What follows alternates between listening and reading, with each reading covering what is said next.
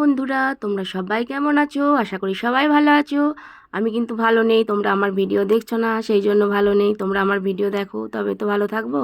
তো আজকে রেসিপি হচ্ছে যে মটন। আজকে মটন করবো বলে তো ভাবলাম তোমাদের সাথে একটু শেয়ার করে নিই কীভাবে আমি মটনটা করি। জানি সবাই যে যার মতন করে করো, আমিও আমার মতন করে করছি, তো তাই একটু তোমাদের সাথে শেয়ার করে নিলাম। তো পেঁয়াজ কুচিয়ে রেখেছিলাম, তো পেঁয়াজ কুচানোটা মটনের মধ্যে দিয়ে দিলাম।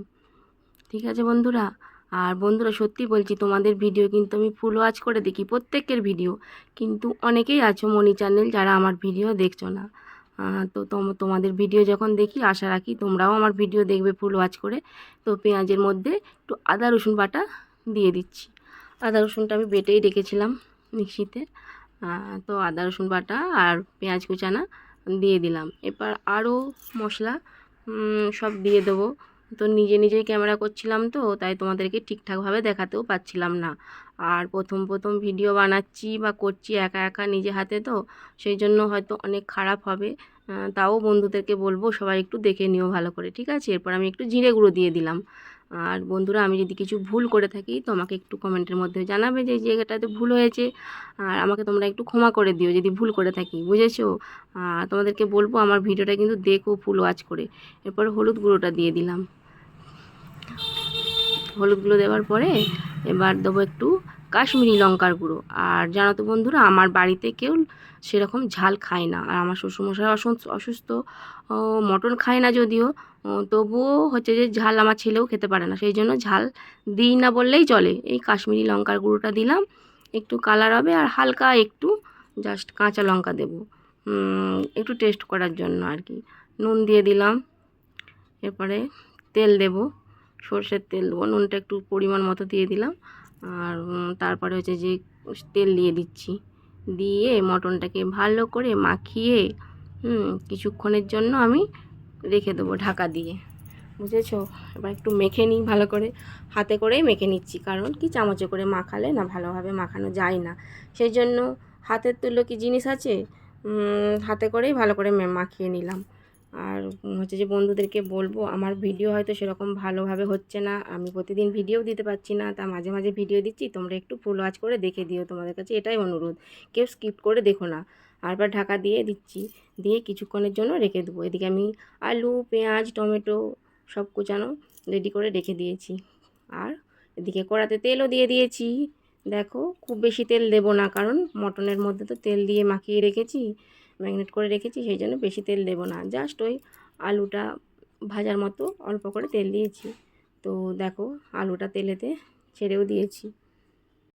আর জানো তো বন্ধুরা, আমার ছেলের কিন্তু মটন খুব প্রিয়। মটন রান্না করলে তো আর কথাই নেই, মানে যদি শোনে যে মটন রান্না করেছি, তাও আবার ওর মটন রান্না করতে গেলে একটু গরম মশলা দিতে হয়। আর আমার বর আবার গরম মশলা দিলে খেতে চায় না। তো তেলেতেই হালকা করে অল্প গোটা গরম মশলা দিয়ে দিলাম, তেজপাতা, এলাচ সব দিয়ে দিলাম। আর টমেটোটা একটু ভালো করে ভেজে নেব। টমেটোটা একটু ভালো করে ভেজে নিলে কাঁচা কাঁচা থাকে না, আঁশটে গন্ধও ছাড়ে না। কাঁচা টমেটো দেখবে একটা, মানে টমেটো কাঁচা থাকলে কোনো একটা আঁশটে আঁশটে গন্ধ লাগে। তো টমেটোটা আমি তেলেতে ভালো করে ভেজে নেব। দেখো, ভাজা হয়ে গেছে, গলে গেছে টমেটোটা কত সুন্দরভাবে। কমিয়ে কমিয়ে করছি কিন্তু গ্যাসটা। এরপর আমি যে ম্যাগনেট করা মটনটা রাখা ছিল সেটা আমি কড়াতে ঢেলে দিচ্ছি। দেখো, কড়াতে ঢেলে দিলাম। কড়াতে ঢেলে দেওয়ার পর ভালো করে এটা কষাতে হবে, কমিয়ে কমিয়ে কমিয়ে কমিয়ে কষাতে হবে। একা একা ভিডিও বানাচ্ছিলাম, তো এক হাতে রান্না করছি আর এক হাতে ক্যামেরা করছি, সেই জন্য মাঝে মাঝে একটু প্রবলেমও হয়েছে। প্রথম করছি যদিও, তো তোমরা একটু মানে ভুল ত্রুটি হলে দেখে নিও, ক্ষমা করে দিও। এরকমভাবেই বানিয়ে নিচ্ছি, আর কি করব বলো, একা একা তো সব কিছু হয় না। কেউ যদি ক্যামেরা ধরে দেওয়ার লোক থাকে তাহলে একটু সুবিধা হয়। তো দেখো, মাংসটা অনেকটাই হয়ে এসেছে, জলও বেরিয়েছে। আমি কমিয়ে কমিয়ে ভালো করে করে কষাচ্ছি। আর মটন বা যে কোনো রান্নাই হোক, যদি গরম জল দিয়ে দিয়ে কষানো হয় না, খুব সুন্দর হয়। তো আমিও গরম জল, হালকা হালকা গরম জল দিয়ে দিয়েই কষাচ্ছিলাম। আর এদিকে জলও বেরিয়েওছে অনেকটাই। তো আবার ভালো করে ঢাকা দিয়ে দিয়ে কষাতে হবে। মটন তো অনেকক্ষণ টাইম লাগে কিন্তু, আর মটন এত সুন্দরভাবে কষাতে হবে যে কষানোর সময়ই হাফ সেদ্ধ হয়ে যাবে। গরম জল দিয়ে কষালে দেখবে যখন জল ঢালার আগেই অনেকটা সেদ্ধ হয়ে যায়। তো আমি ভালো করে এখনও কষিয়ে যাচ্ছি। আর বলবো কি বন্ধুদেরকে, আমার শর্ট ভিডিওগুলোও একটু করে দেখে দিও, বুঝেছো? আমার শর্ট ভিডিও তো ভিউজই আসছে না, কেউ তোমরা দেখছোই না, অথচ তোমাদের ভিডিও দেখি, তোমাদের লাইভেতেও যাই, তোমাদেরকে অনেকটাই সাপোর্ট করি, কিন্তু তোমরা আমাকে সেভাবে সাপোর্ট করছো না কিন্তু। আর এই যে দেখো অনেকটা জলটাও মরে গেছে, কষানোটাও অনেকটা হয়ে গেছে। আর এদিকে আমি জল গরমও বসিয়েছি। জল ঢালবো যখন তখন গরম জল দেবো। ফুটন্ত গরম জলটা দিলে না ওটাতে আরও ভালো সেদ্ধও হয়, মাংসটা খেতেও বেশ ভালো লাগে। এদিকে যে দেখো জল গরম আমার ফুটছে টকবক টকবক করে, আর আমি আলুটা তুলে দিলাম, কারণ আলুটা প্রথম দিকে দিয়ে দিলে গলে যায় আলুটা, আর আলুটা চন্দ্রমুখী আলু ছিল, ওই জন্য আমি লাস্টের দিকে দিয়ে দিলাম যাতে না গলে যায়। আলুটা গোটা গোটা থাকলে দেখতেও ভালো লাগে, খেতেও ভালো লাগে।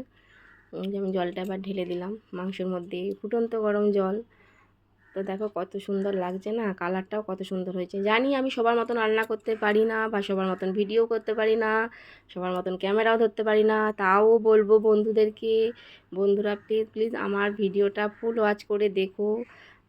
তোমরা যদি সাপোর্ট না করো তো তাহলে আমি আগাবো কী করে বলো? তো দেখো মাংসটা অনেকটাই ফুটে এসছে, জল দিয়ে ঢাকা দিয়েও দিয়েছিলাম, অনেকটাই হয়ে গেছে। দেখো কত সুন্দর লাগছে কালারটা, তাই না? আর তোমরা বন্ধুরা সবাই খুব খুব খুব ভালো থেকো, সুস্থ থেকো, আর ভালো ভালো কমেন্ট করে একটু জানাবে, যাতে আমি আবার পরের বারে ভিডিও তোমাদের সামনে আনতে পারি।